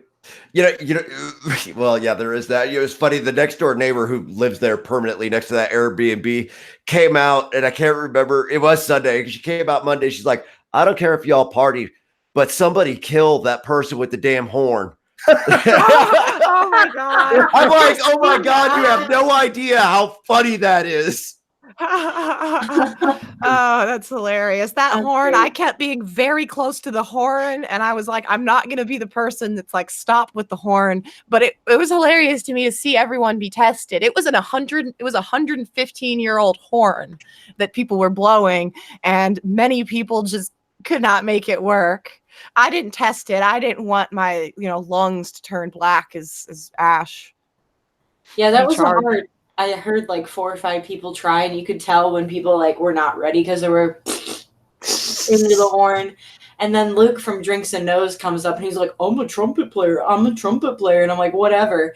And he fails really hard like 2 times, and then he gets it. Failed miserably hard. Meanwhile, Jinx, so Alt Shift X gives it a try, and he tries like 3 times and he just cannot get it right.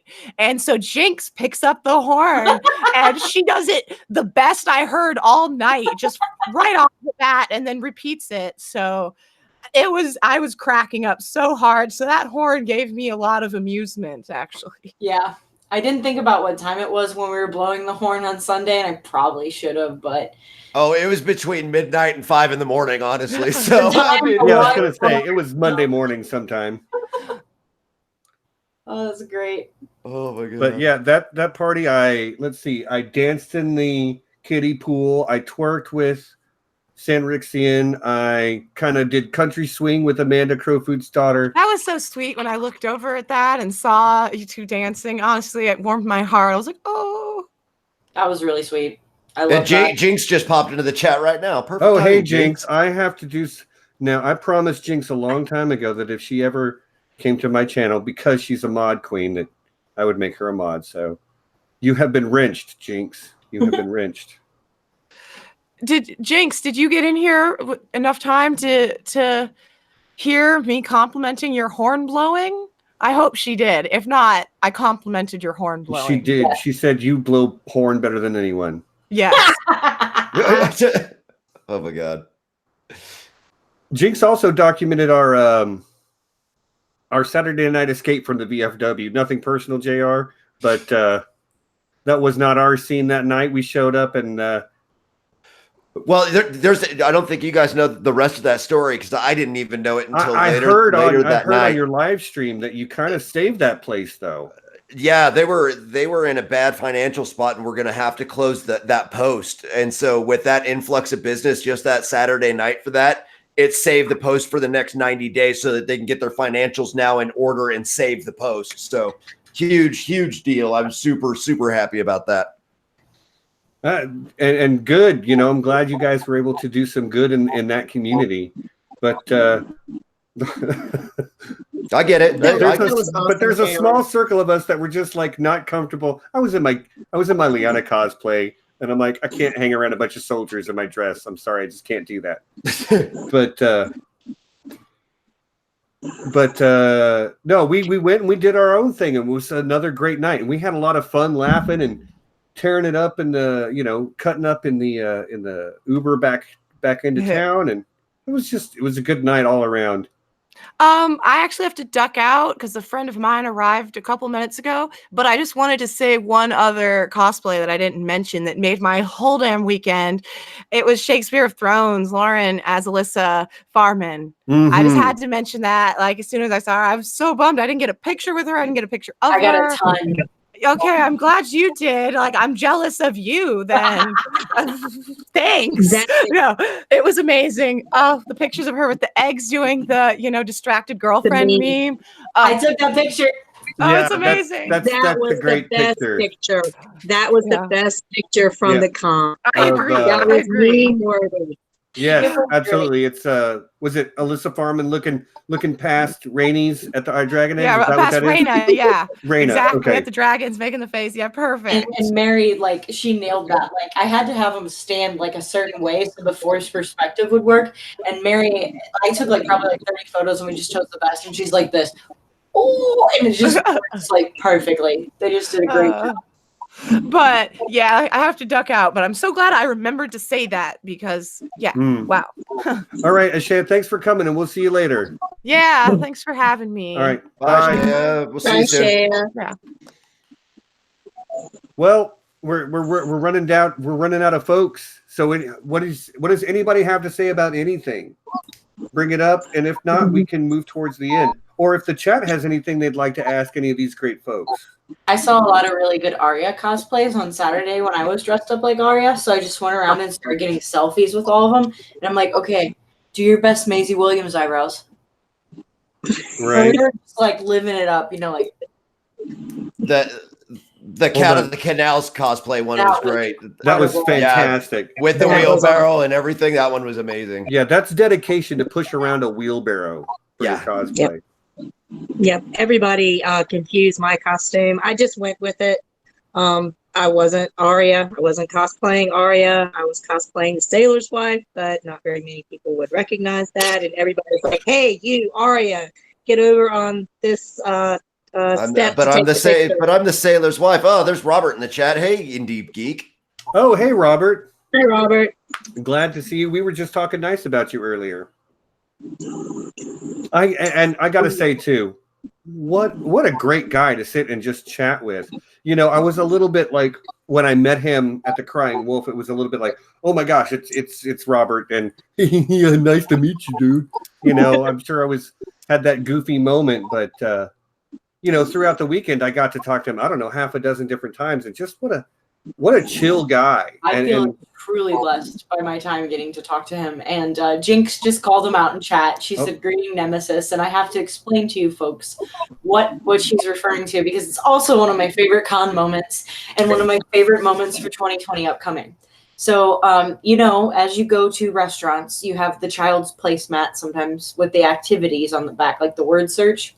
Jinx and Robert and Zach faced off, but let's be real. No offense, Zach. No offense, Con Snow. But it was really between Jinx and Robert, and they were searching, trying to find the words really quick, and Helen was trying to help Robert. And so when I noticed Helen was trying to help Robert, I started helping Jinx. So they were racing. And it was like beat the clock kind of style, like red eye gravy, biscuits, blah, blah, blah, like getting it done. And no joke, Robert beat Jinx by about 0.14 seconds. And Jinx went, and the tip of the crayon fell off. And I was just like, oh my gosh. And it was just a wonderful, wonderful moment. So next year, Ice Main Stage, primo event, Saturday night, Jinx Lear versus Robert from In Deep Geek. Word search, grand finale. Competitive word search. Competitive word searching. Jinx I has love it. downloaded apps. She is getting ready. Robert, bring your A game. That's all I got to say. Jinx is in the dungeon already, huh? Yeah, she's ready. She's getting ready. I just want the Rocky montage of the training for that, like frantically circling words. Like, I really need that in my life. Okay, we'll film it. Next time I see Jinx, we'll film it. Nice. JR, do you want to tell the fine people what you did on Friday evening involving a cake? What? It didn't. I know. It didn't happen. I had this whole cosplay, and I was gonna pop out of a cake for Robert and Kyle's birthday at the L27 bar on the rooftop of the Westin, and they wouldn't let us bring in the cake or the blow up dolls or anything that was fun or anything I don't know. That bar was something else, man. I don't even know what to say about that, but the Westin and whoever owns the Westin has completely lost my business. And any convention that I put on the professional side, I will never book one at the Westin because of it. Like, just because of the way that the cosplayers were treated, the way that the fans were treated, the way that attendees were treated, and the way that I was personally treated, I will absolutely never book anything at the Westin for any of my personal events, whether that's VFW stuff, whether that's personal and professional shooting stuff, whatever it is, I will never book an event at the Westin.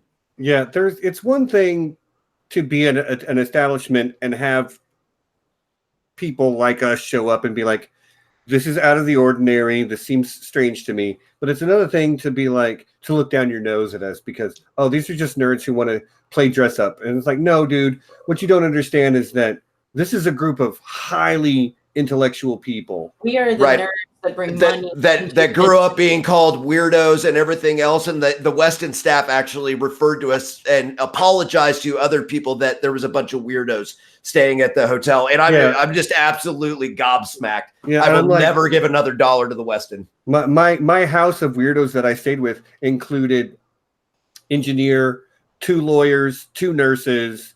Yeah. So it just goes to, nerd culture. We're out. We get to live our life, but like, I don't think we'll ever be mainstream, and I hope we're not, to be honest with you. No, I'm good with growing up in the arcade or the comic book shop or the library and not telling anybody what I'm actually reading or into or anything else. I'm quite good with it, and I don't need those type of people in my life, and I won't use them professionally either. So piss off. I could care less. Right. Well, JR, your plan for Kyle and Robert's birthday initially was yeah. Oh, go ahead, Sandra. Please, you tell me because I've only heard it secondhand. So what was going to happen was I had gotten with Gina and Rachel and a couple of the other locals. Sarah was involved in it too, and they built a cake, like a fake cake to pop out of. They had it on a rolling cart. So the whole plan was I was going to dip out of dinner that Sandry and everybody else went to with Robert and Kyle and everybody that was staying at our Airbnb. So I slipped out early with like all of my costume kit. Nobody noticed that I had costume stuff with me. Slipped out, made it to the hotel, got ready, got everything else. Get there. I got there just in time to be yelled at by the manager of that establishment that blow-up dolls were not going to be allowed. We can't have that in our venue. When I'm sitting looking at the wall that's done in ancient erotica on the wall, which I thought was, a nice touch because, let's shame one form erotica and post the other one as art because there's a difference, right? I was just like, this could not be any more ironic if it tried. And so we got told no on that. We tried to do the cake and get it down there and get ready to wheel that in and pop out and sing happy birthday. Then they were like, nope. Kink that one. So we had all these great plans that completely went awry at the L27. So my understanding was you were going to pop out of the cake in like a stripper outfit with 2 blow-up dolls. No, not in a stripper outfit, but as the Laughing Storm. That's who I was at the Bunny Hutch. I was Laughing Storm. I was bowling Laughing Storm. So I was going to pop out with their blow-up dolls and sing them Marilyn Monroe happy birthday. That's incredible. Like, just that whole Bunny Hutch party, like, I didn't know what a Bunny Hutch party was until I showed up, and I kind of put 2 and 2 together. But, man, I was on Tony's stream yesterday just talking about how much I enjoyed the bunny costumes and how much, like, effort went into them. And my favorite, I don't know if you saw her, was the Septa Shayna bunny with like Yes. the Septa hat and the little shame bell. And then there was a Jaime Lannister bunny and a Missandei bunny. Everybody just had a great time. Like, I really wanted to get in that pool. Robert was trying to get me to get into that pool after the pool was closed because it was so hot up there. It was Like, super hot up there, yeah. super- It's a really open air bar too, so Yeah. there's no relief. there was no inside, it was hot, outside it was hot, and the pool was calling my name. And Robert was like, just go ahead. Just go ahead, Mallory. Just go ahead and jump on in there. It was a great time. Great time. Yeah, the bunny hutch was a lot of fun, and then I ended up back like I would randomly run into Ashea like everywhere all weekend long, and I ended up running back into her where I was getting changed at for the bunny hutch. It was really funny. And then we had a little room party going, and some other people were there too that were in the chat that I can see right now. I think But yeah, it was fun. Lady Triple S had like a Viserion bunny that was amazing, and like Robert and Kyle with their little matching robes that were embroidered. They had Indie Geek and Azor Hype and their monogram slippers and their hats. They must have had the best time. And honestly, like I was just so happy for that.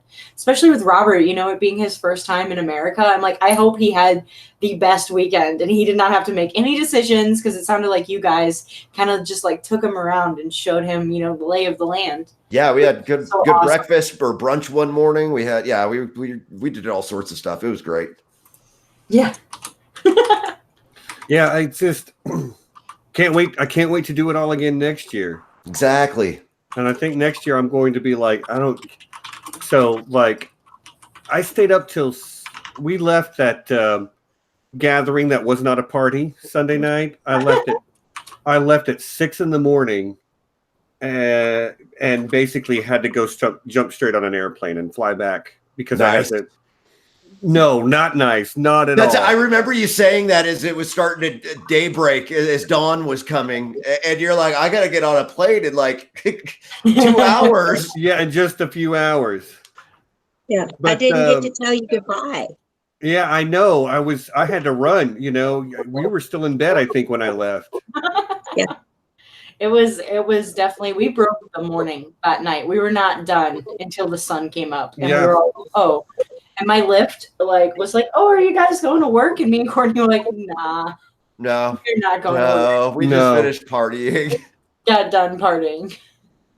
But I think next time I'm going to, and it was because I flew back, got off the plane, drove straight home, threw my bag in my room, picked up my other bag that has my work stuff in it, and then went and jumped on a van so I could drive to West Texas for work Tuesday morning.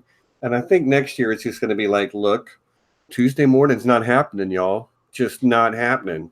Like, I was technically at work, but my project manager, who is just the most absolute wonderful human being in existence, she just turned 50. We had this giant birthday party for her. But anyway, she was trying to get my attention, and I had kind of told her and sent her some photos over the weekend, but I hadn't really talked to her about the con. So I was sitting there, like, working, not paying attention, and she tried every name she could, and what got my attention was Sanri. So I was like, I'm so sorry, I'm still in con mode. This was a bad decision. Next year it's going to be Tuesday to Tuesday for me. I think it almost has to be. Yeah, clearly bad decisions were made here. We can all just accept it. It's okay. Yeah, so Ridiculous Ed Tollett, who's my first ever moderator. Sean, we love you. We know him, we love him. The only man whose beard game I truly fear. The beard game is strong. Yeah, I don't know if you know what he looks like, but he's got a ginger beard, probably down to here even. Yeah, it's incredible. It's beautiful. The majestic Tormund beard. Yes, but yes, Sean, next year we'll figure out. You can come stay with us. You just got to get there, man. We'll figure it out. It'd be great to have him there. Like, I seriously invite everybody in the chat right now, everybody who ever watches this, please come. Like, we would love to have you there. We'd love to hang out with you. Like I said earlier, like how much I enjoy meeting YouTube chatters, because anybody can come, and we'd love to please come meet us. We'd have fun with us and eat. Robert was calling biscuit scones the whole weekend, so it's kind of been broken in my mind what a biscuit and what a scone is. I also learned that sausages in patty form are offensive. Sausages only come in one shape, according to Robert. Penis shape. Yes. That- Ramsey sausage. Okay. Theon or Patty. Yup. I couldn't resist. It was right there. It's right there, man. Bump set spike. Right? Oh, man. Gemma just says Secrets of the Citadel. The Wolf and the Crows were awesome all weekend, but it was so much fun having them at our gathering. Yeah, at the knot party. At the knot party. I'm going to come clean here. I was too nervous to introduce myself to them, even though we were on a panel together and even though we were at many gatherings together. Yeah, I was going to say, Sid Rixie, you were literally sitting next to him on the comedy panel. I know, and I just was so nervous. I don't know why I got so starstruck with them. But straight up great guys. Yeah. Let's talk about this Game of Comedy panel for a second, JR, because that was the most people that I've ever seen in an audience once. They were standing room only by the time it was all said and done. And I had no idea that the Wolf and the Crow were coming. I know it was said in our little document. I thought you were in on it. I thought you knew that. No, my bad. No, it's fine. It was great. It was a great surprise because all I got to say on that panel, which is all I wanted to say because it was my last panel of the day. So I was already pretty exhausted. And I was like, oh man, okay, time to go be funny. And like we went across and we said our favorite like comedy moment. So I said, I like S, or I know S, and that was all I said. And I was like, perfect. I hope everybody remembers that. That was my contribution. But them rolling up and the story he told about Tormund and the Battle of the Bastards just blew my mind. Like I was equally as captivated as all of the audience members, and I think everybody else on the panel was too. That was a panel. That was legendary. For sure. Was pretty legendary. That was legendary, man. It was great. Yet another one that goes on the must-watch list as soon as I get to it. Somebody released a clip of just like the story of the Blackwater Bay. That sorry, not the Blackwater Bay, the Battle of the Bastards. That it Billy, JR? I think it was it's one of Kyle's friends, and I can never remember her name. MMP, I think. Yes, it's something like that. I can't remember her name, but yeah, she did do a couple of clips from different panels for us. I just can never remember her name, but Kyle knows. He'll pop up at some point, I'm sure. Yeah. Oh no, he's on a plane. Never mind. He's going back to the Saul. I'm back home for Kyle. Yeah, well, he stopped in Ontario to see a bunch of friends on the way back home for the last couple of days. So now he's actually on his way home. And he went and did something before the con, so he just had a great 2-week vacation, right? Yeah, totally. Excellent. Kyle's got the right idea. Yeah. Robert says sausages mean sausages. Don't offend me with your patties. Patties. I got him to eat a chicken biscuit, though. He was like, what should I have for breakfast? I'm like, dude, chicken biscuit. Yeah, right. Chicken biscuit is good. And I got to eat a chicken biscuit with Quinn from Ideas of Ice and Fire and Jinx. We walked 15 minutes away for this place that was apparently really well known for their chicken and biscuit. And we had a great chicken and biscuit with pig holes. So good. Yeah, that's one of the things about the con. I think we could sit here and name drop people nonstop for an hour just about this, that maybe you only had a 5-minute interaction with, but you still were able to stop and say hi, get that hug. I know who you are. We don't know each other, but now we've met in real life, and I respect the things you write or the art you do, or and like you say, I could sit here for an hour just trying to name drop everyone, and I would forget people. That's the kind of weekend it is. There's 5,000 of us there, but 500 of us kind of run in the same circle online. That Twitter circle and. Or people from Geek Chat 1. There's a lot of crossover. Yeah, it's fantastic. It was just so great. Come next year. If you didn't go, come next year. I got to hang out with Gemma very little bit, but we were at a lot of the same get-togethers, and it was just great to see her. She's just an amazing person. She's in the chat right now. Hi, Gemma. We love you. Yeah, Stephens brings up that we walked So there was a Ride the Dragon challenge that we all went to. I rode the dragon. I lasted, I don't know, something like 12 seconds. It was fun. It's a mechanical bull for those of you that don't know. And then, but then we walked from that place called the Wild Beaver to a place called Party Fowl to have Nashville hot chicken. And we will hot chicken. but we walked like a mile through downtown. Oh God. Which, Yeah. you know, I walk 8 miles a day at work. So for me, I'm like, it's no big deal. But other people are like, you are crazy, man. What are we walking for? But when you realize we had to go through like Broadway to get there, I'm like, an Uber is going to take a half an hour anyway to get through this crazy traffic. So I don't know. Yeah, traffic is crazy. But it was really good too. Really good hot chicken. Yes, I like seriously. Shout out to Nashville for your delicious hot chicken, and thank you for feeding us it. Like seriously, that was some good. That was some goods. The best meal I had all weekend though was breakfast made by it was Oscar and Nessie brought bacon from her own like artisanal meat shop, and it was so good, y'all. Like I ain't waiting. I had to stop eating it because I'm like, I'm going to eat up all this bacon and there's going to be none for anybody else. And I'm not trying to be that guy. Nessie is amazing. Nessie, tell us about your artisanal meats. Well, I'm going to let you see the guy who actually makes it. Left This is my Dad. husband. Hi. Hey. How you doing, man? Oh, I see. That's a beard. A brother with a beautiful beard. I approve. Yeah, beards make ovaries explode. Yes, they do.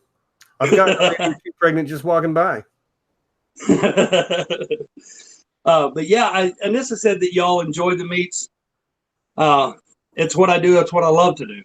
Right on. So. Well, and you have a man. Nessie. When I put links in, I'm going to link your store too in the description. That's awesome. That's awesome. Thanks. Yeah, it's called Old Bell, and it is. I mean, it's just our little cottage industry, but no, that's just our little cottage industry. We serve our local area, and it's just fun. We like to do it. Do you have any websites or anything like that, Nessie, for people to find you guys? I'm not that tech savvy. I'm a knuckle dragger from way back. So she's sitting in a room right now. This is my meat room that she's in, which has all my equipment in here. Wow, I wish I had a meat room. That's right. Right. Everybody needs a meat room except for Gemma. She would have a come apart right now if she heard that. Right. I've got. With all due respect for you vegetarians out there, I want a meat room. Right. I'm the same way.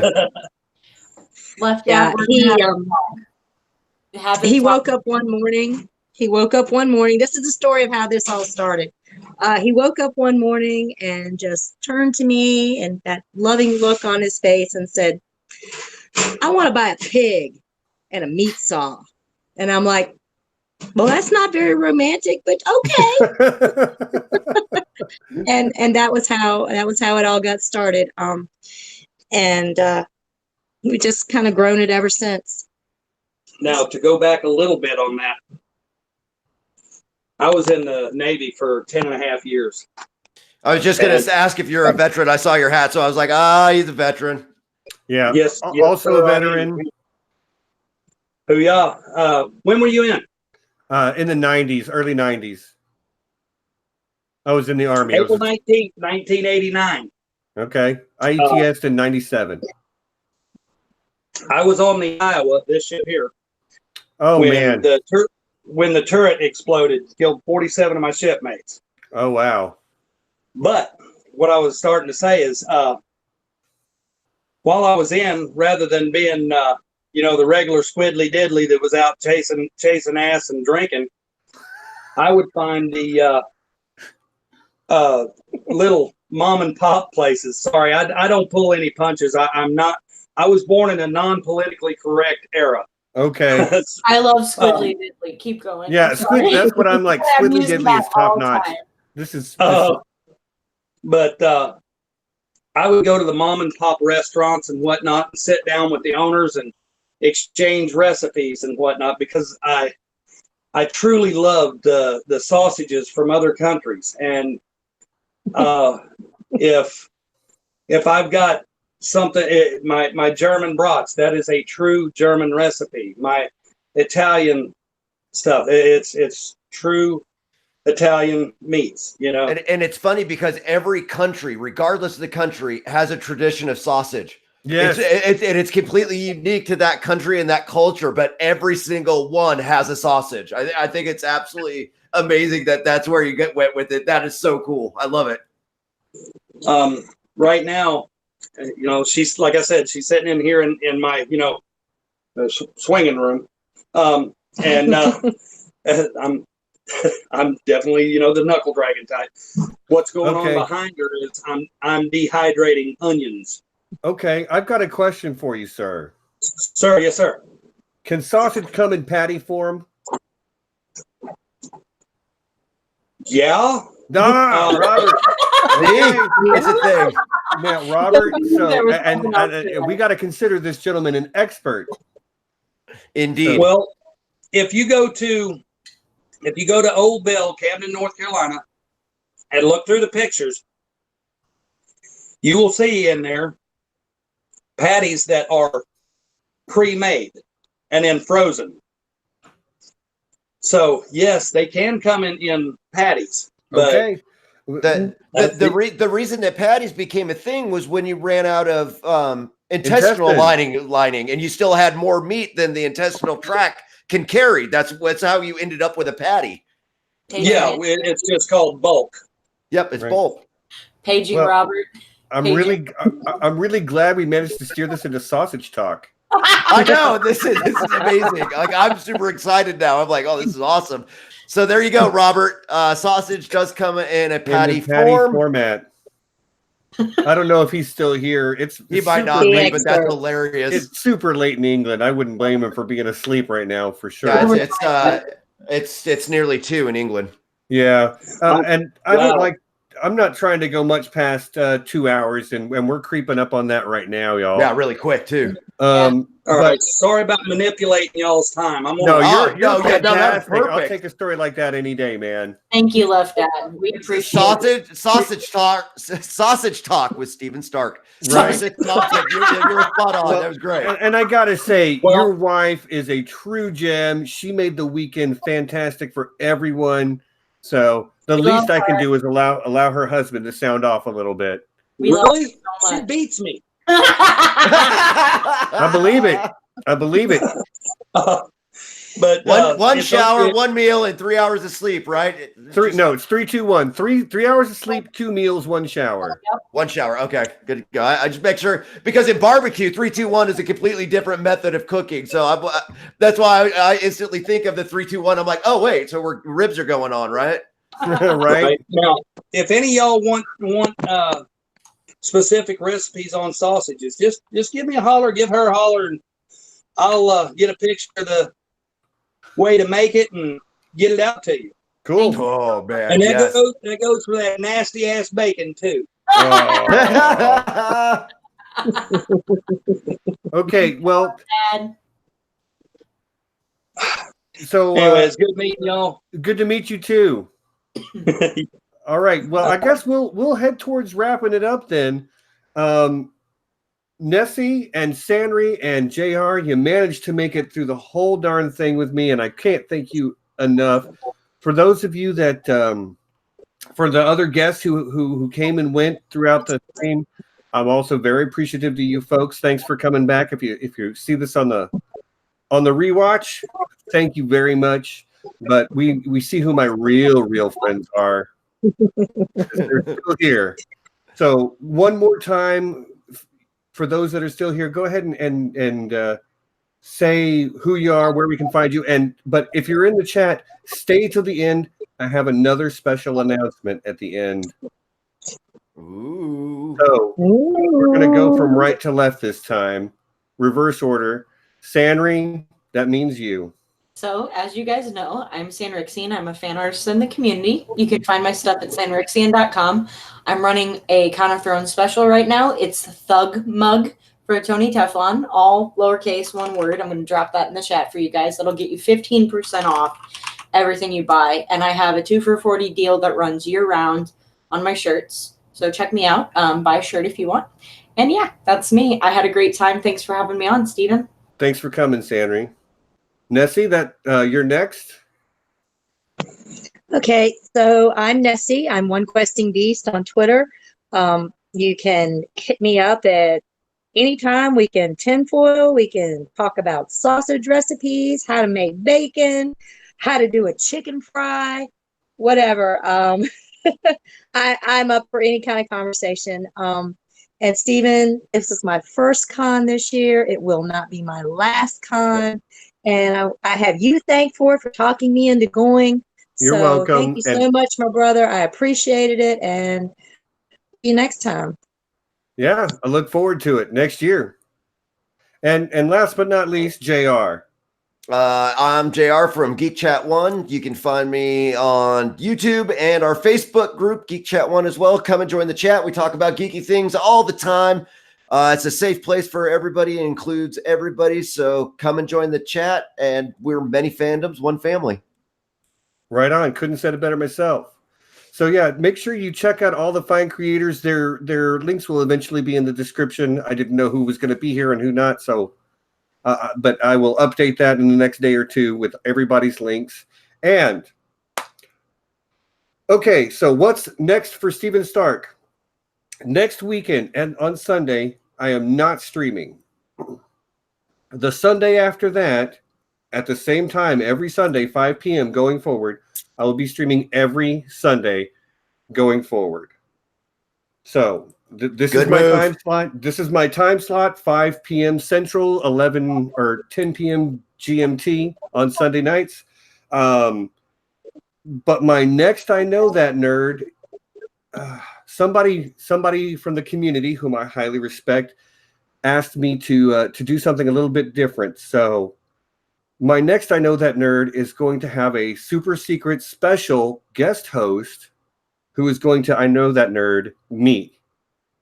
So we will have a special turning the guest tables. host. We have a special guest host great. who asked to come on and do an I Know That Nerd talking to me. And I was like, okay, I love this idea. So that will be August 4th, 5 p.m. Central, and I will see you all there. And to everybody who came out, and once again, everybody that joined me on the stream, thank you. Everybody that came and watched and made the chat so much fun to watch scroll by. This is the best chat I've had. You know, lots of folks, lots of great folks in the chat. Thanks for coming out. I really look forward to seeing you all in a couple of weeks when I start the ball rolling full time. I'm just taking that 1 week to schedule things, get everything in order, and start season 2. And yeah, and I really am excited for y'all to see who I got as a guest host. I think you'll be happy, and we'll have another maybe announcement on the 8th. So until then, peace, be good to each other, and we'll see you in the next one. Bye.